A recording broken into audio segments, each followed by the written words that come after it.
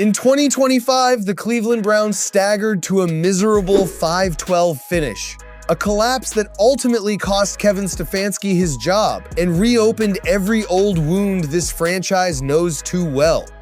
Any hope of stability evaporated as the situation surrounding Deshaun Watson continued to deteriorate, leaving fans stuck in the same cycle of injuries, controversy, and unanswered questions at quarterback.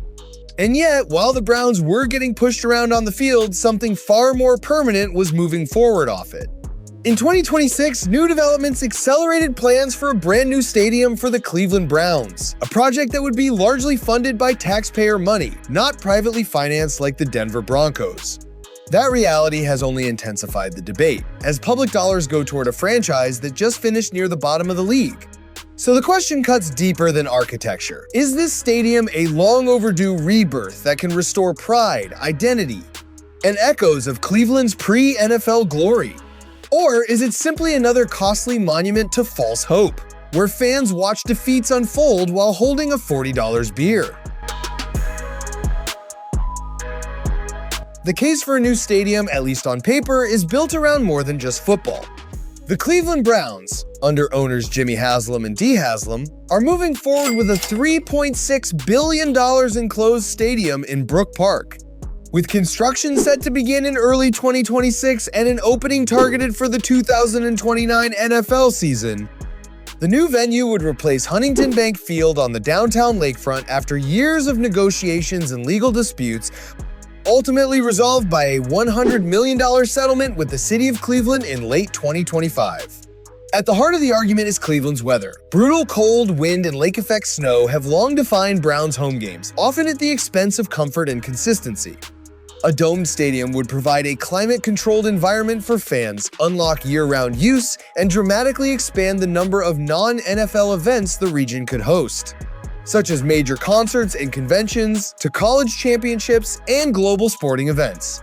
Beyond comfort, the project is framed as a regional economic play.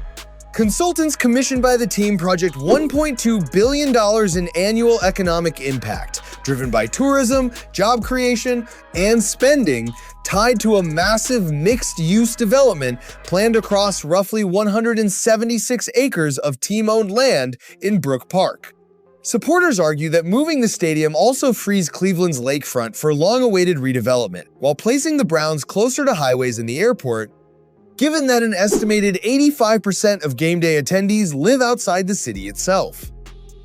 From a football standpoint, ownership maintains that the current stadium, opened in 1999, no longer matches modern NFL standards for technology, premium seating, and revenue generation.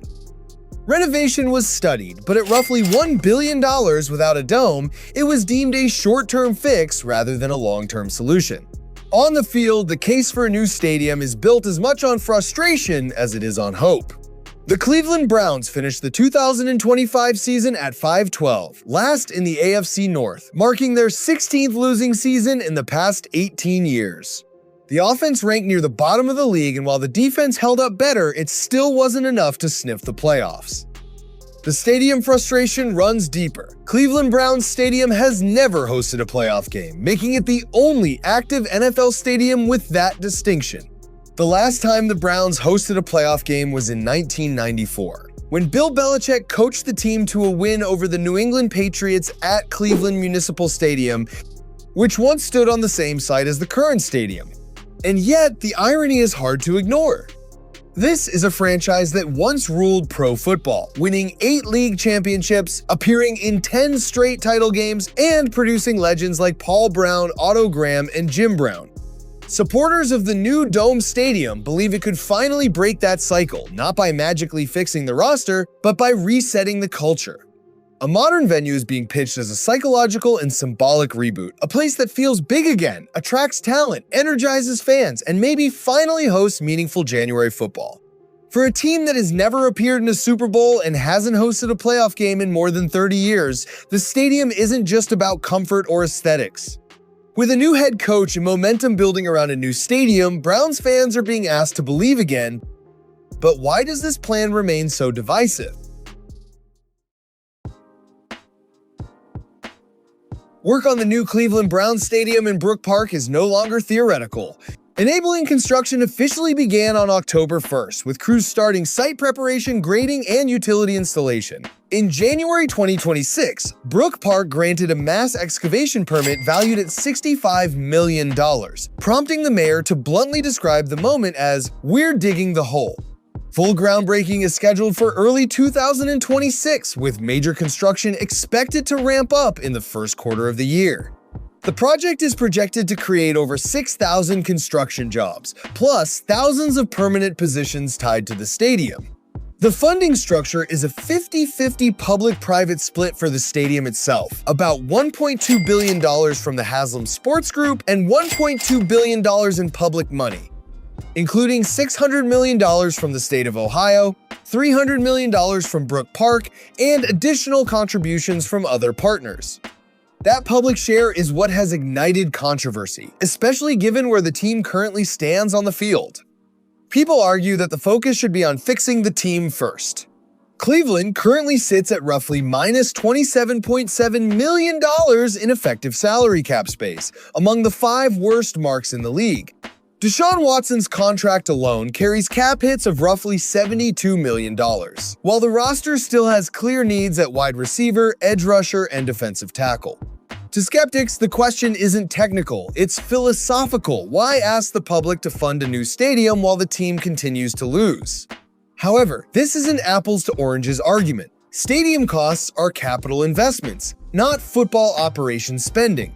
NFL rules prevent owners from bypassing the salary cap, meaning the Haslams cannot legally redirect that $1.2 billion into player salaries even if they wanted to. In fact, Cleveland already operates with a projected cash budget of more than $300 million, and plans to create flexibility by rolling over $20 million from 2025 and restructuring contracts like Denzel Ward's and Watson's, potentially freeing nearly $50 million for roster upgrades.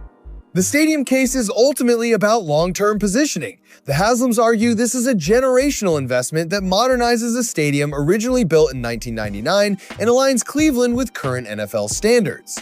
If they finally start winning, this stadium may be remembered not as another expensive mistake, but as the moment Cleveland stopped looking backward and tried, once again, to build something worthy of its long, complicated football history.